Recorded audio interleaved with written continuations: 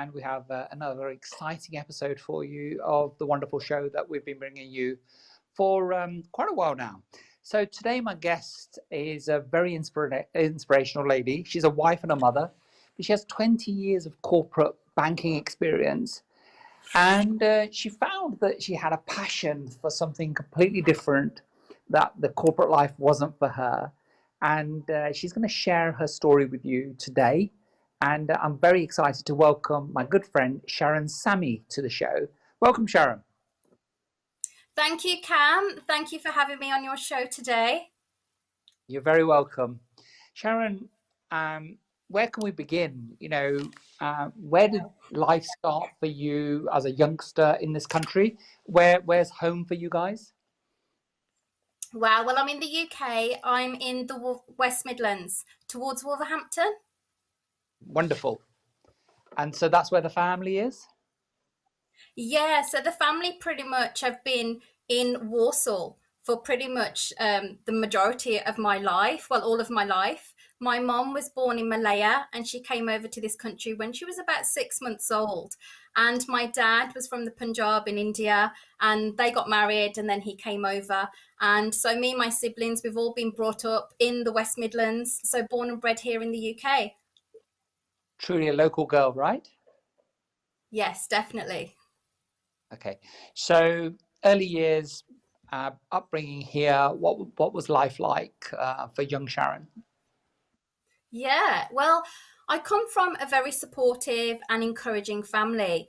My parents, whilst I was growing up, they were very liberal, but they also had traditional value. I've got a sister and also a brother. And so, we did the normal thing. We went to the Gurdwara. I went to Punjabi school with my siblings as well. And I can remember from, being really little, we always used to have family, extended family, friends round most weekends because my parents, they were very sociable. They loved to entertain. So we had a lot of dinner parties. But as a child, I was known as very quiet within my shell. And, I was very quiet as an individual, but I did obviously mix with my cousins and, friends and family.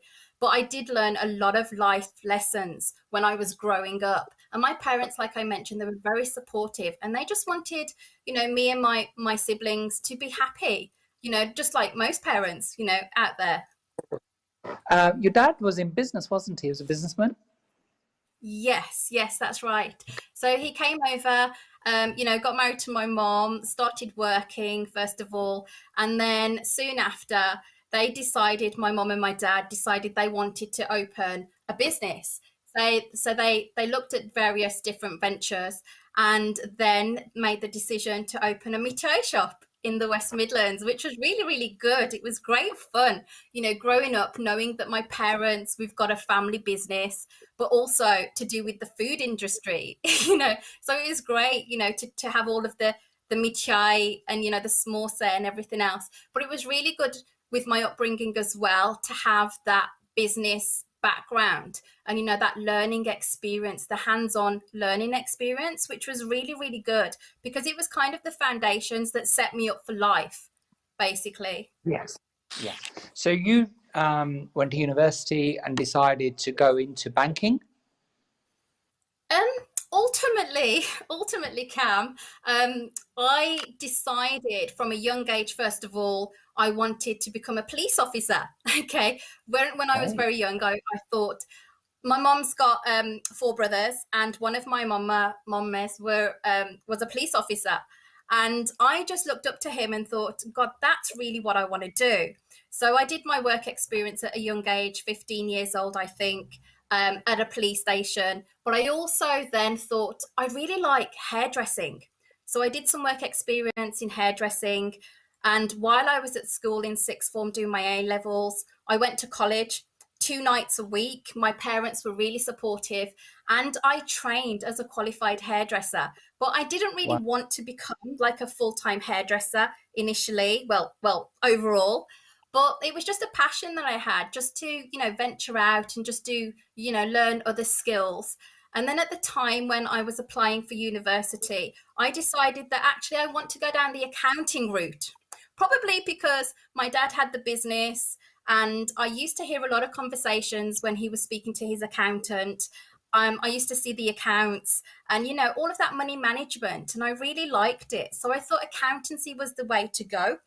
And then I quickly changed my mind to banking.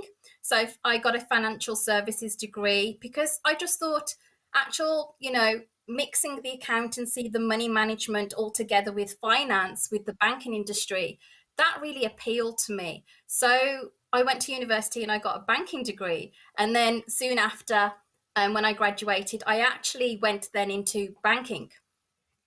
So So yeah. that's really interesting, isn't it? Because the thing that you did was you wanted to go into the police force, you wanted to be a hairdresser, and then you decided to do accounting and finally ended up in banking, right? So Yes, that's what advice would you give? Because obviously, it's quite a difficult age, isn't it? You've gone through adolescence. You're not really sure of your place in the world. So, right. what advice would you give to the parents or younger viewers that are watching in terms of looking around and finding your feet, as it were, which is probably what you were doing? Yeah, definitely. I would say follow your passion. If you feel like you're interested in a certain avenue, like even if it's to do with arts or creativity, because typically, the stereotype Indian is, become a doctor, get into like the medical profession. But to be honest with my parents, they were very supportive and they were really encouraging in terms of what me and my brother and sister wanted to do. So even when I said to my mom initially, I said, oh, I wouldn't mind, getting into hairdressing. And she was really supportive, and my dad ultimately always used to say to us, the key thing is to be happy in what you're doing. And as long as you're happy, then we're happy. So that's what they used to say to us. And even when I approached them and said about the police force, they were very happy, as long as it was a decision that I had made and I felt I was happy with that decision. So I would say to youngsters out there listening to this, if you've got a passion for something or a desire, to try something, whether it's, entrepreneurial, to start a business, do it, as well as you're studying, you can start a business alongside, your university degree or, if you're at college, but really follow your passion. And then another thing as well, I would say is get around people that can really encourage and support your journey, because that's really helped me in my life. Cam, do you mind if I share a quick story about what really was crucial in my upbringing that basically has had a big impact upon where I am today? Yeah, Sharon, obviously we've discussed this and it's a wonderful story. Yeah, please share that with our audience.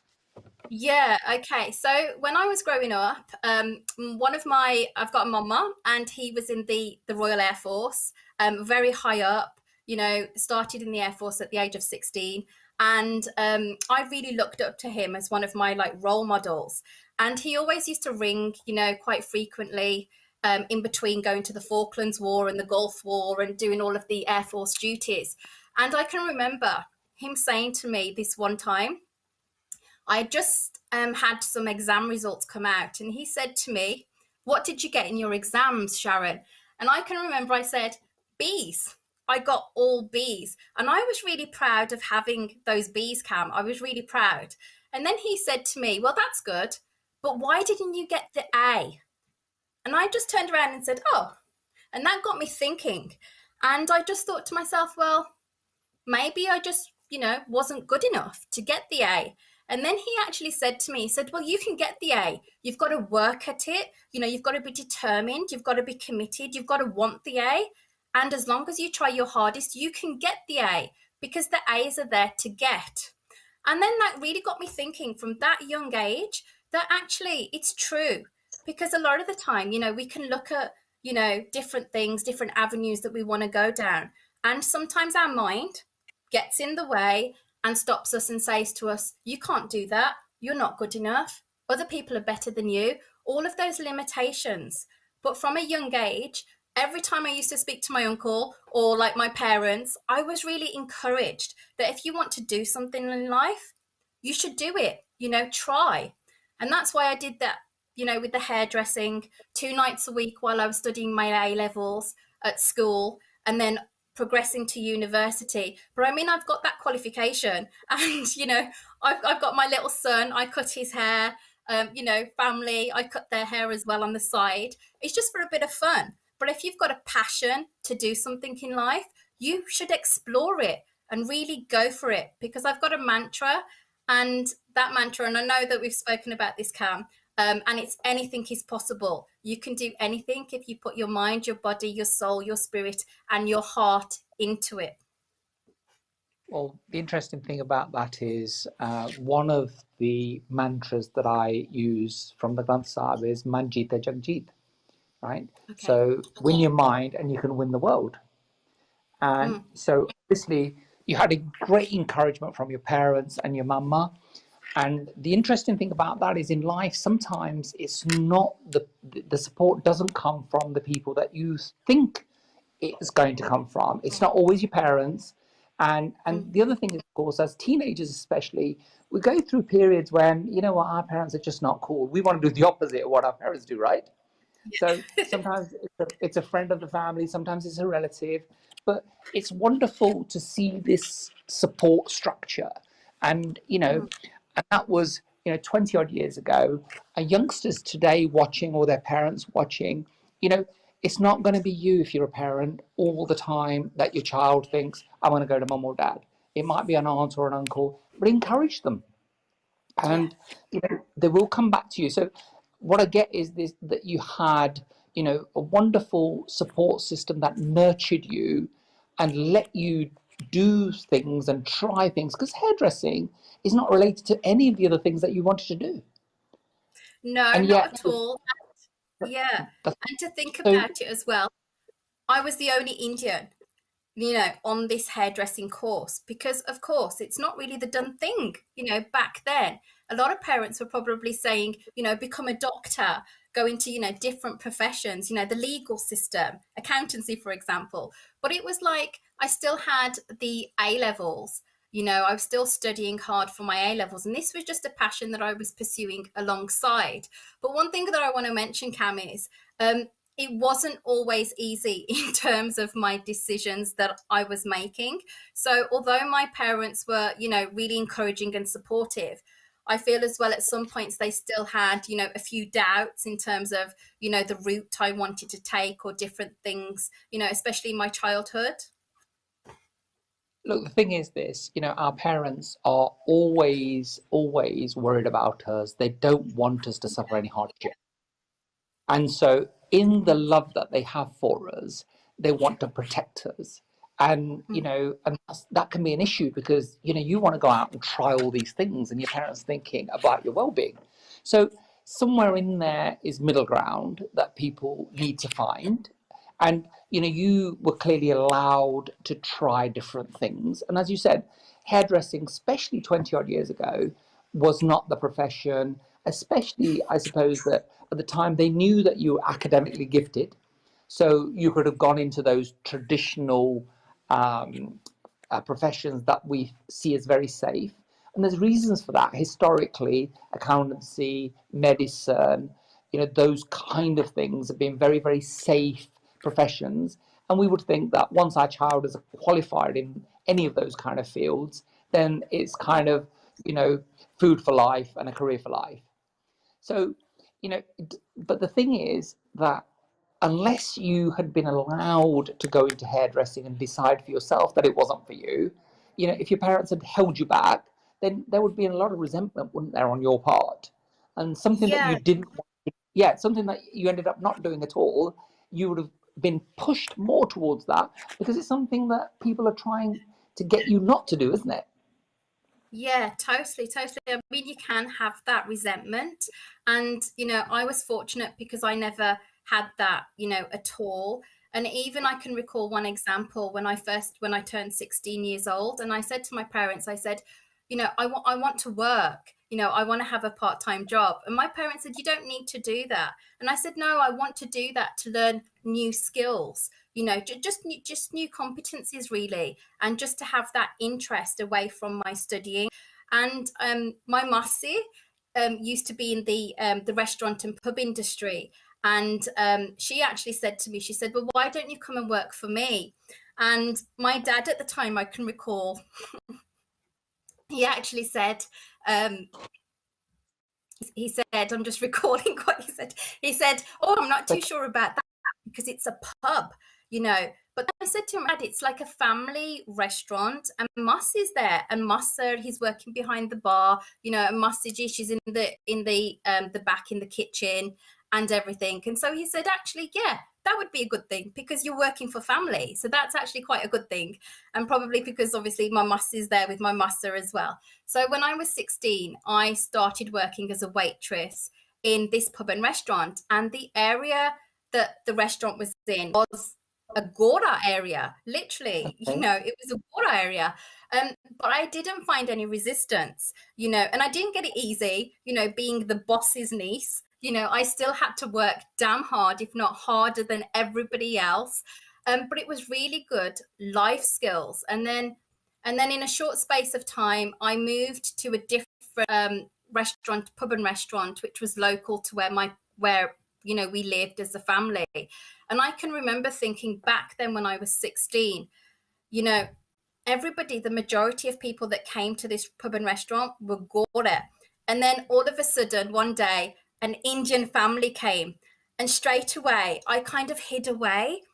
And in my mind, I was thinking, oh, should I be working here? There's an Indian family. I need to go and take their food order, then, you know, Were you serve the food. embarrassed?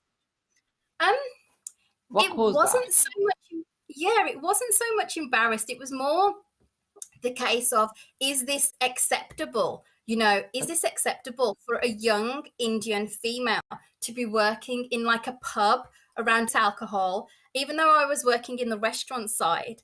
But then what I soon realized and they were regular customers as well, this family. And, you know, they were really traditional. You know, the Auntie G, she was in a suit. You know, the the Uncle G, he had a bug. So it was like really, you know, traditional family coming to this like great environment in this restaurant. And Sharon, they got to know me. They were really nice. why didn't you ask them, say, what are you doing in a pub? I could But have, I listen, could have.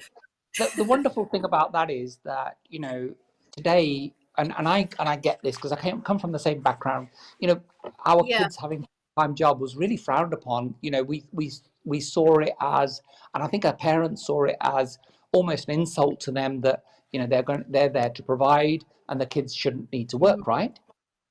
But Yeah, bring that's that exactly it. forward 20 odd years, the life skills that your children will learn by doing part-time work will be absolutely Yeah, incredible. And, you know, I yeah, had a part-time job at 15, and that led me to start my first business. In the yeah. weeks and the months that I spent getting that experience, I ended up actually starting my own business in the same field. So great life Awesome. skills in having part-time jobs, right? Definitely, definitely. And that's one of the things that, going back to my mama, and I pick on him quite a lot because he You was do. such a strong role model to me. I do. But I valued, and this is the key thing here, I valued the advice of other people, because even my teachers, they said to me, I can remember when I was about 4, they said to me, think about what's really going to set you apart from everybody else. You know, what's going to make you different? And various schemes that you could do, like for example the Duke of Edinburgh Award, you know, you had to do expeditions and service and sport, and there were so many components of it.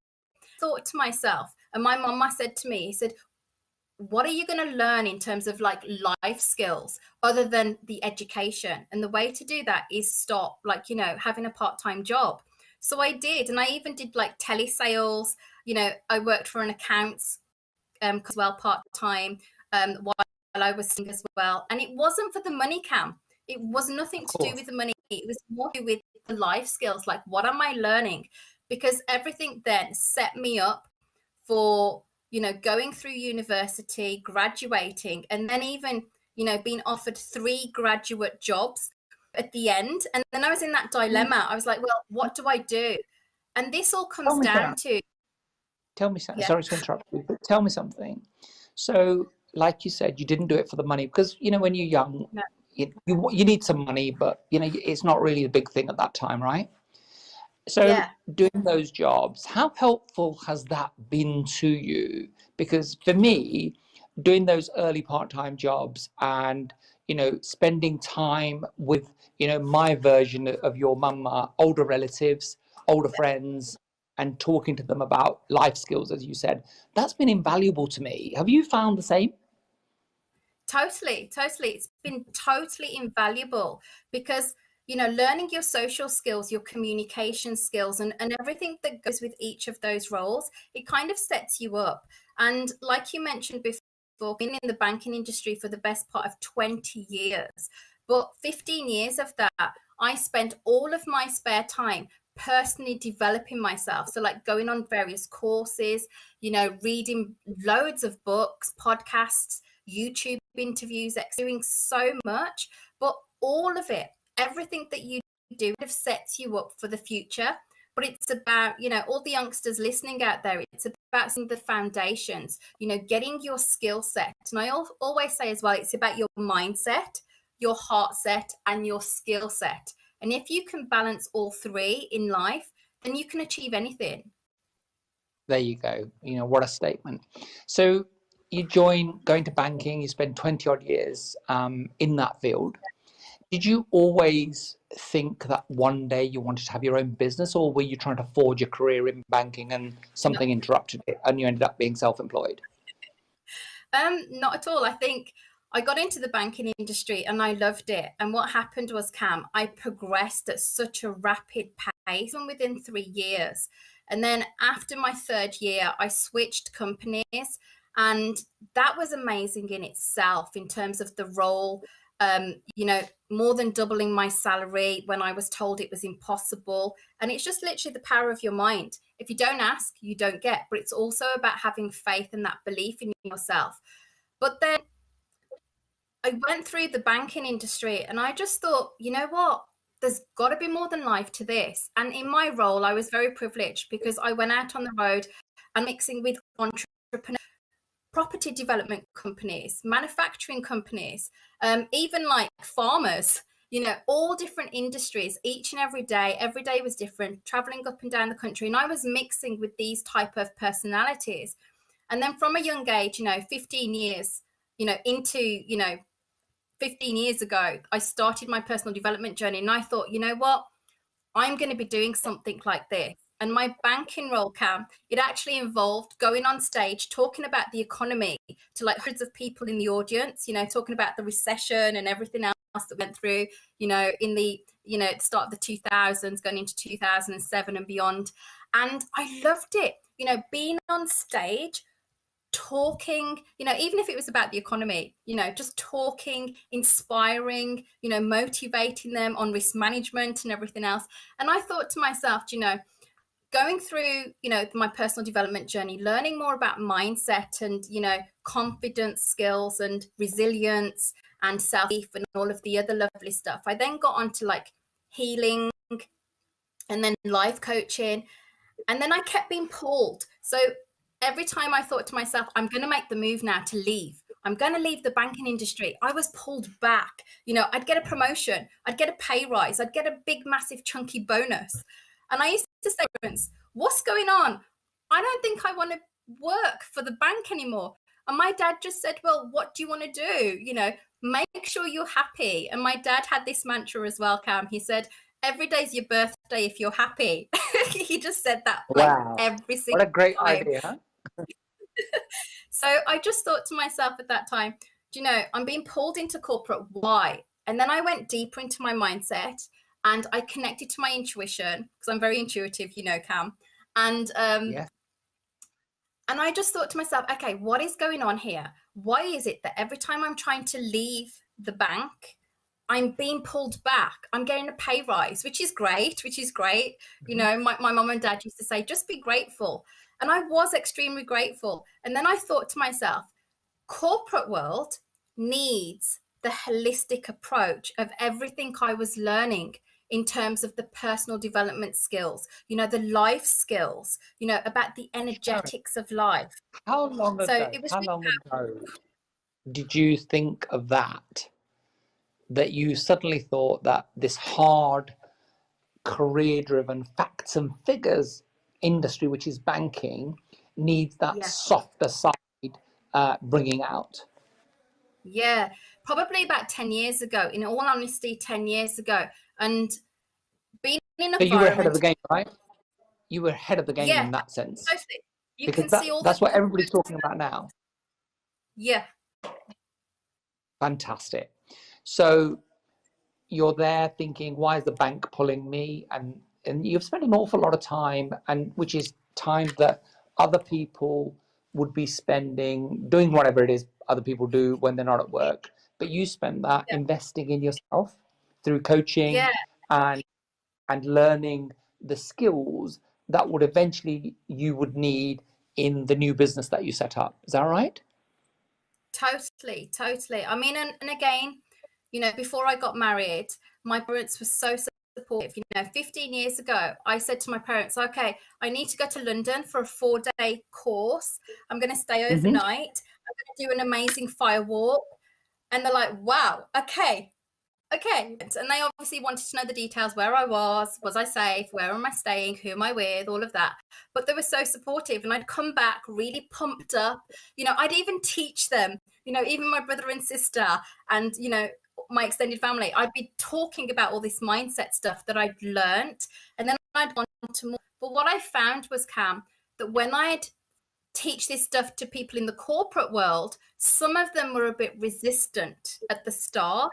But then, like It's a you bit say, they woo-woo for some people, isn't totally, totally. But then it? things Yeah. have changed, you know, going through the recession, going through, you know, a lot of difficulties, people, you know, looking for, you know, I guess, you know, better ways of living, you know, how to handle stress and, you know, different situations. And then it's going on to mindset work. Yeah. So you went to see the big guy and you walked on fire? I did. I didn't want to mention his name because we're not promoting here in terms of We're not not promoting promoting him. anybody. I But did that yeah, fire walk. I did but that fire yeah, walk twice. yeah, So it's I amazing. did that on 2 occasions.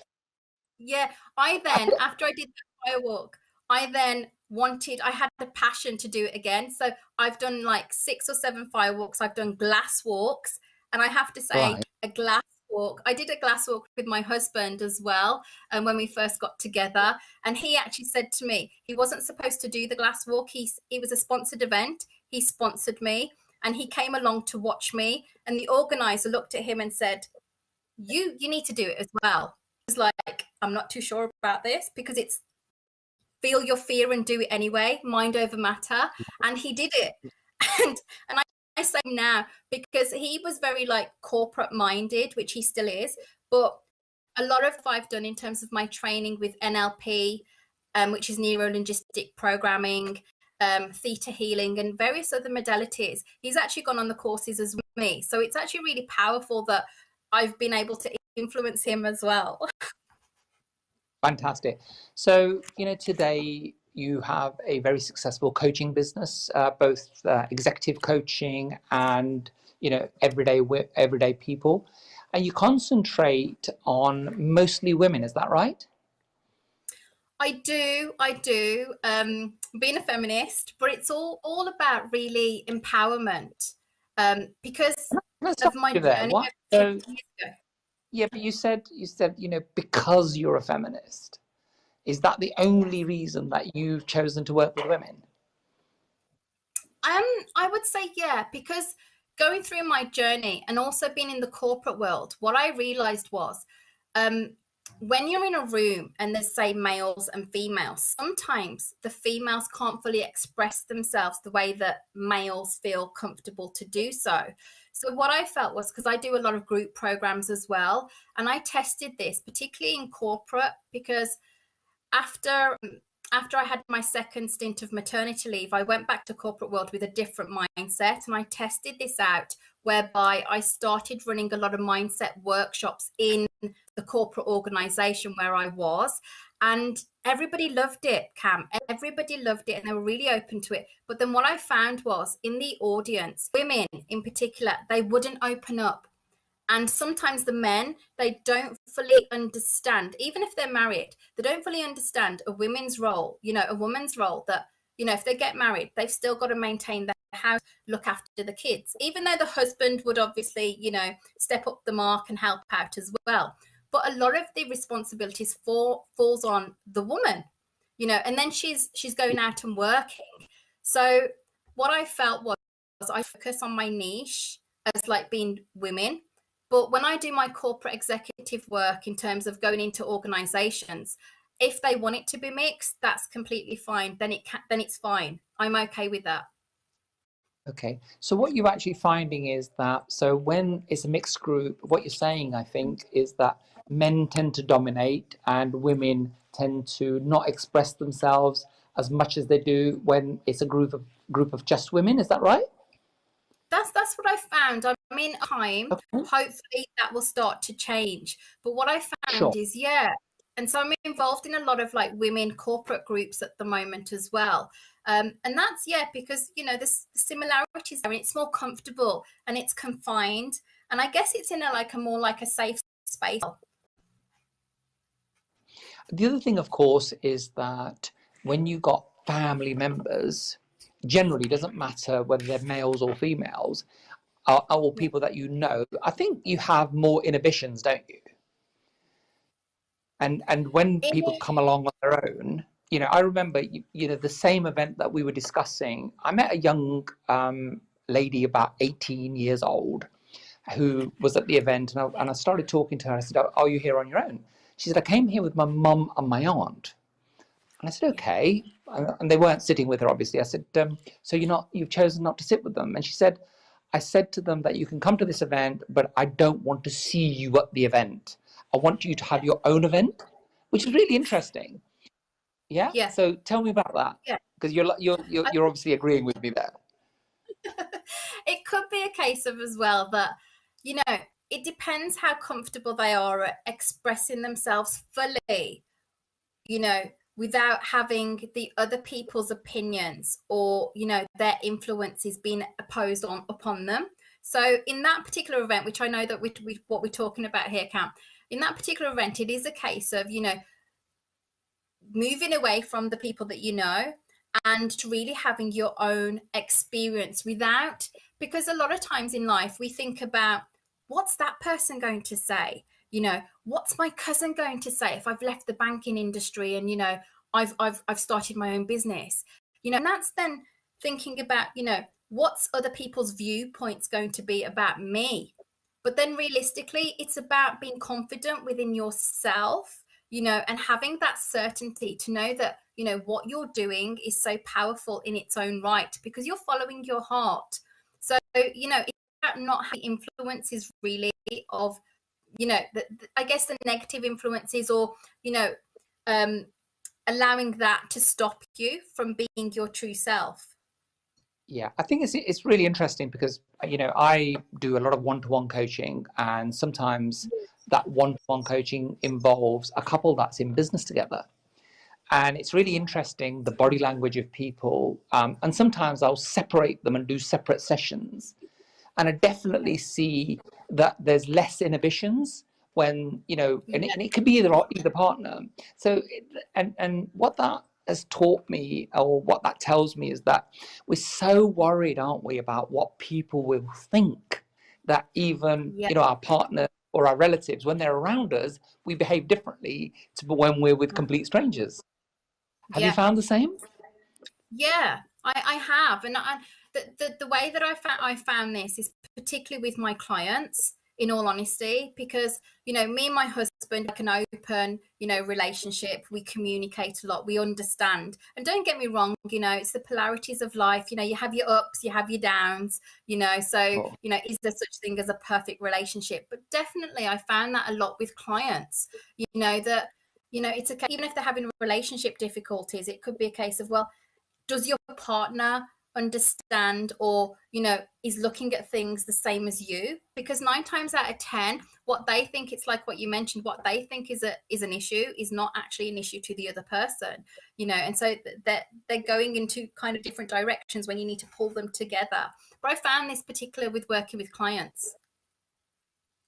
Okay, so I want to try and move along now. So in terms of, the female viewers that are watching today, and males, so what are you seeing in difficulties that ladies are having, and especially, in our own community? What can we help them with, and what are the issues that our clients are coming to you with, that you're finding that are pertinent to our own community?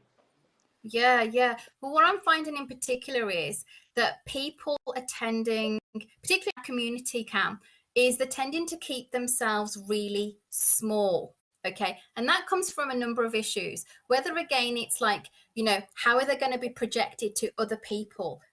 How are other people going to be viewing them? And that could be, their friends, siblings, their family members. And that really has a big impact upon them.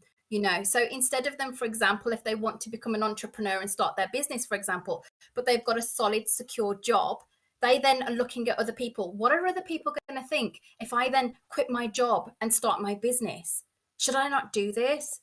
They think I shouldn't do this, so I won't do this. So what I find is people in particular in our community tend to keep themselves small, but it also comes down to as well their own individual personal limitations. So, for example, the common things that I find, Cam, is, the limited beliefs, such as, oh, I'm not good enough. I'm not enough. I'm not clever enough. Other people are better than me. But those exist in every community. So, that doesn't matter about caste, color, creed. The reason for those are multitude in terms of people thinking that they're not enough, right? Yeah. But is there any particular issues that you see within our own community that, you predominantly help women? So you Yeah. have an organization called WOW, which is it Women of the World? Yeah, it's the WOW Academy, Women of the World Academy, which is a coaching monthly. Well, it's a coaching program which every month, every week, they get coaching, live coaching Brilliant. sessions. So, Yeah, so, so in terms of negative beliefs or limiting beliefs, as a man, I can tell you we suffer exactly the same. So that's not unique to, yeah, to any age. yeah, That happens all the time. That's programming from a young age. But in terms specifically for, ladies sitting on the couch watching us today, you know, what are the problems that you're seeing, and what solutions can we provide for them to help themselves? yeah. Well, women in particular, and as well, which is a key constraint at the moment, is the whole self-worth. Mhm. Self-worth, self-love. Really having that inner respect for themselves. So depending upon, if they're in a relationship, is the husband supporting them the way that they want to be supported? For example, depending upon their career path, if they then run, are they then being supported to go back and to aspire to become the leader of the, whatever profession they're in? It's because what I find as well is sometimes is, particularly in our culture, is, women, they get married, and, sometimes if they in particular they're breadwinner, then sometimes it can have constraints on the relationship in terms of, the male, not feeling that he's strong enough to support the female. So they have the inconsistencies in the relationship. So to help them, it is then about, working, I guess, together with the couple, but it's more so, because like Gandhi said, be the change you want to create. So with my clients, predominantly female, it's a case of working with them about their inner beliefs. Because if they're surrounded by their partner, their husband, and the husband's like, nitpicking at them, constantly, which is like, it's having an impact upon that woman's self-belief about whether she can get the promotion at work, whether she can, leave company and start her own business. She does need that support from her partner. It's about sometimes not feeling that confident, or she hasn't got that clarity, or she's got those, those limitations in her mind, thinking potentially that her husband's not going to be supportive. It's about, first of all, working through those issues, because if she changes her mindset, what I found is like attracts like. So sometimes women can create these issues in their mind, but in reality, all the husband wants to do is support his wife, but then the wife is not allowing the husband to support.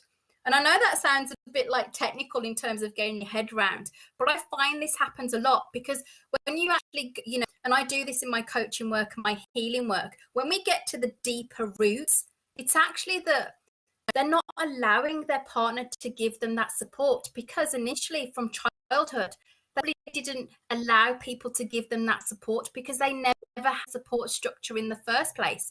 Like, So let me just summarize that, because it's quite profound what you've said there. So on the one hand, we say that, and we're talking about the Asian community right now, more so than anybody else, that, we have an issue where the males are dominant. They are traditionally the major breadwinners. And so they have issues in the wife or the partner taking over the major breadwinner role, where she's bringing in more money than he is. And so we've got the situation whereby he's not supportive. But then we have this strange thing going on, that because she's not been supported previously, she's not allowing him to actually support her. That's what you're saying, isn't it? Definitely. And So how strange, right? Time to get your head around, but ultimately, and I found this a lot. Partner actually wants support, but the lady's not allowing him to support. She's not been open to allow him to support. Why on earth would somebody that needs and wants support of their partner not then allow him to do that? Yeah, it comes down from, and this is where it gets really deep here, Kam, because it comes down to, the belief system of that individual. And a belief is just a thought that you keep thinking over and over again, but you've had the thoughts initially from, it could also have come through ancestral DNA change. Can I just take you back? A belief is a thought that you have over and over again. Sure. And also it's a belief. It doesn't mean that it's a fact. Is that right? Yeah, totally. And it doesn't mean that it's real, because the belief. That's what I'm saying. It's not a fact. Yeah, it's not a fact, and it could just typically be a lie. It's just something that you keep saying to yourself because, you've had that preconditioning perhaps from childhood.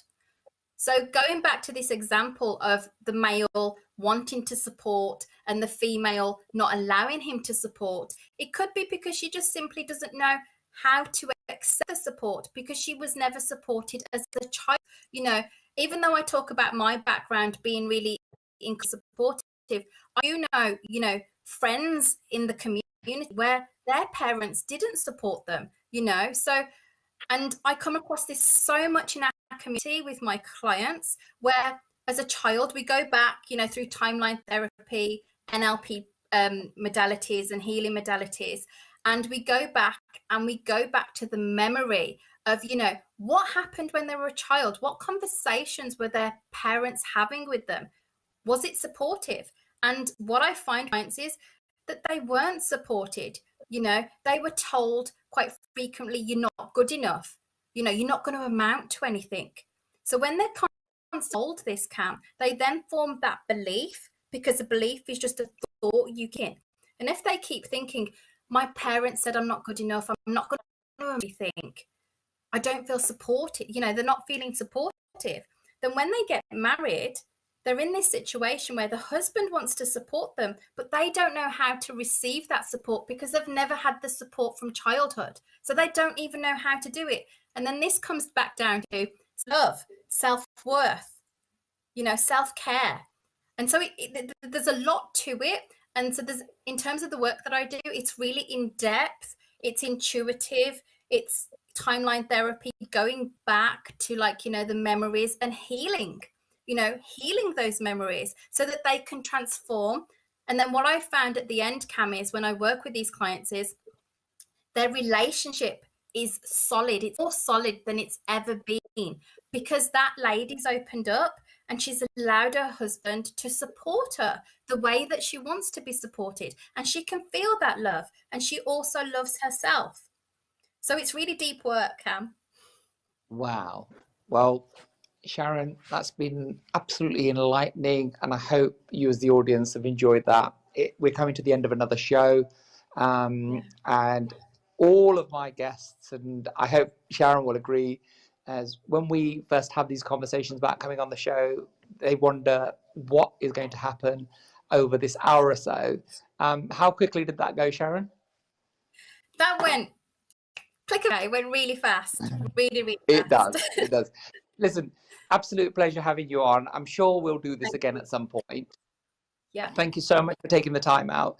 And communication, sometimes, we have to adapt ourselves to what's going on out there. COVID is still rampaging through our country, another 1,000 deaths yesterday. So we obviously can't have guests in the studio. We can't go and shoot on location as we used to. So we decided that we still wanted to bring you a quality shows by video link. So communication drops sometimes, so just bear with us. And that's just technology, unfortunately. We can't do anything about it. I hope that you enjoyed that as much as I did. Still enlightening. Sharon's a dear friend, so we obviously speak on a regular basis. She does some amazing work. And what I really want you guys to get is the fact that, if you feel that your partner's not supportive of you, and it can happen to the guy as well as the girl, it's not exclusively that just women don't feel supported. It's just that Sharon mainly works with women. As a guy, I can tell you that there's plenty of guys out there that don't feel supported. Ask yourself, are you allowing your partner to support you? Are you welcoming that, or are you putting up a barrier or a shield to stop that from coming in? The key, I suppose, to all of that is communication and sitting down and allowing time to actually have a conversation about what your issues are. And if you can't sort those out, then there's always external help. There's people like Sharon who are doing amazing work. One of the things in our community that we seriously underestimate is the power of the mind and how negative thoughts can affect you. And we don't actually admit a lot of mental illness and mental problems that exist in our community. So they do exist, and there's people such as Sharon that can help you out with all of those things. And they're just unblocking techniques. Things are already there. It's programming that you have had since a child, and that programming needs to be removed. I hope you've enjoyed the show. We'll see you again next week. Thank you so much for watching.